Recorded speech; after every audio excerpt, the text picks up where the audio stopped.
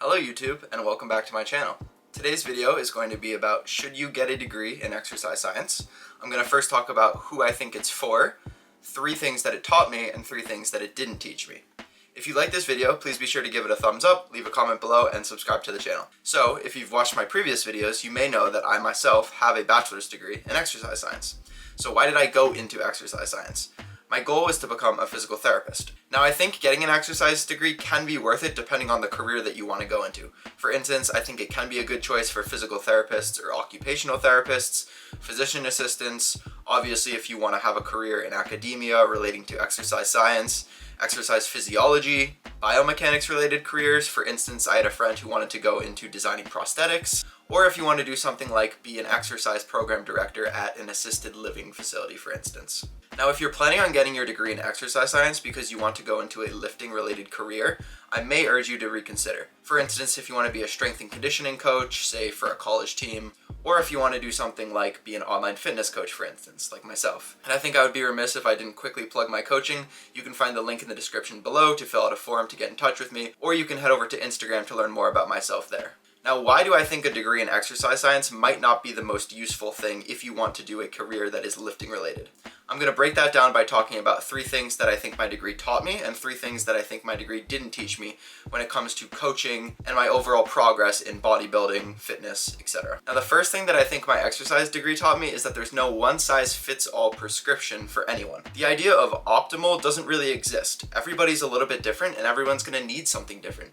Even if you have the perfect plan on paper, you get a description of an individual, you get their age, their demographic, their prior history, etc. Once you're actually there with the person, it's a whole different ballgame. Throughout the different classes that I took, we worked with different populations in the local community. For instance, ROTC students at my university, older folks in the nearby area that we delivered exercise programming via telehealth, and even members of a local roller derby league. Each of these populations and each individual within the population needed something a little bit different. You might have had a certain exercise that you wanted to do going in based on the goals of the individual, but when it actually comes down to it, you might have to make modifications on the fly depending on where their current abilities are. And if you're tied to one particular way of doing things, you're not going to be adaptable, and ultimately you're not going to get the best results for that individual. And this is something that I've applied to myself and clients as well. Understanding that there are general principles that we can glean from scientific literature, personal experience, etc. But we need to be able to take into account that individual's context, personal preference, and adapt things to ultimately get them their best progress. It's also important to say that what works for one person right now might not work for them in the future. Things are always changing, life circumstances, and so you have to adapt based on injuries, things that come up. You need to be flexible and you need to work with them to make sure that you're continually progressing to where they need to get to. The second thing that my exercise science degree taught me is that there's no amount of knowledge that can compare to the learning that comes from real life experience working with people. And I think this kind of relates to the last point, but more so gets at the idea that you can have all of the foundational knowledge, but it ultimately means nothing if you can't apply that to the individual. The value that I got from actually getting hands-on experience with people in terms of how to talk to them, how to figure out on the fly what's going to work best for them, that was far more valuable at making me a better exercise science practitioner than anything I ever read in a textbook or learned in a presentation or a PowerPoint in class. So as much as you think you might know about a certain concept or topic, until you start actually working with real people, you're never going to know if it's actually going to play out in practice the way that you think it will. Finally, the last thing that I think was really valuable from my exercise science degree was getting a general foundational knowledge of anatomy and kinesiology. So this included learning about all the different muscles of the body, where they inserted and where they attached, their different functions, and this actually has been very useful in my bodybuilding. To give a commonly cited example, the rectus femoris is one of your 4 quadricep muscles that crosses the hip and also crosses the knee. This means that its actions are both knee extension and hip flexion. So when you do a squat pattern, for instance, it's primarily going to be doing hip flexion, and you won't necessarily get the benefits of knee extension unless you do a more isolated exercise like a leg extension, hence the name. Having this knowledge can help you develop muscles that might otherwise be a little bit underdeveloped if you were to only do one type of movement pattern. So it can teach you how to hit muscles from different angles, how to put a muscle in a certain position to get a bigger stretch, etc. Biomechanics was another class that we took in college, and while we didn't really apply it to lifting that much, I think having a foundational knowledge of kinesiology, biomechanics, anatomy, all of these things can help you understand how to program for yourself and for your clients to make a more well-rounded and balanced routine. Now, what did my exercise science degree not teach me?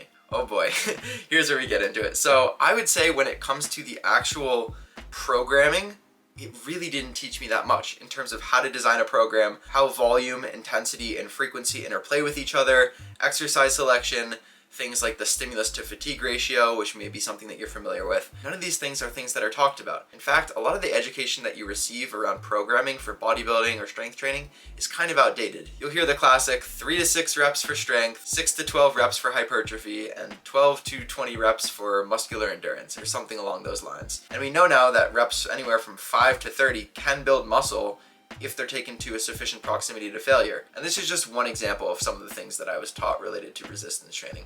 There were things that had a certain kernel of truth to them, but ultimately when it came to practice, me playing them out myself, then also what I had seen with other people, just didn't really make sense. And so if you didn't have any practical experience as a lifter going into one of these degrees, and you based all your decisions on your own programming and programming for clients based on what you learned from the exercise science degree, I really don't think that that would make you that good of a lifter or a coach. I honestly don't. Another thing that my exercise science degree didn't teach me was nutrition. Now obviously you could say, duh, it's exercise science, not nutritional science. And we did have some classes in basic nutrition and sports nutrition, but again, most of the things that I learned when it came to nutrition for bodybuilding, for building muscle, for hypertrophy, it came from my own learning, watching YouTube videos, reading articles, books, listening to podcasts. Same thing with programming. That was the main way that I learned about most of the knowledge that I have today. Now, if you're just getting started, I think one of the best books you can read is The Muscle and Strength Pyramids by Eric Helms, and I know that he also has a book on nutrition in a similar fashion. These are resources that I wish would be mandatory for exercise science students, because these books will teach you pretty much all you need to know when it comes to programming or nutrition as a beginner starting out,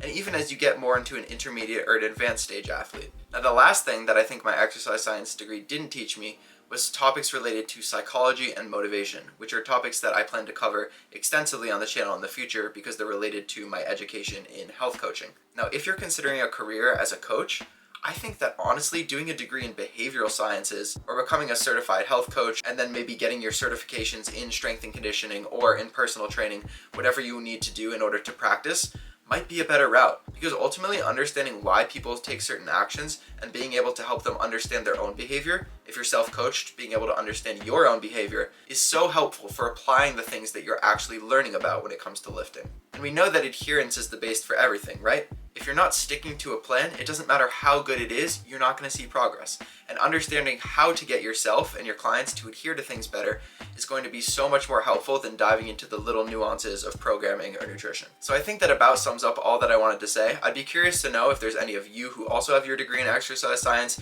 or if you have any thoughts about this. Do you think a degree in exercise science is useless? Do you think it's useful? I can only speak from my own personal experience, the things that I learned in school, what I took away from it, etc. I hope this has given you some food for thought if you're considering a career or an education in exercise science. And as always, thanks for watching, and I will see you in the next video.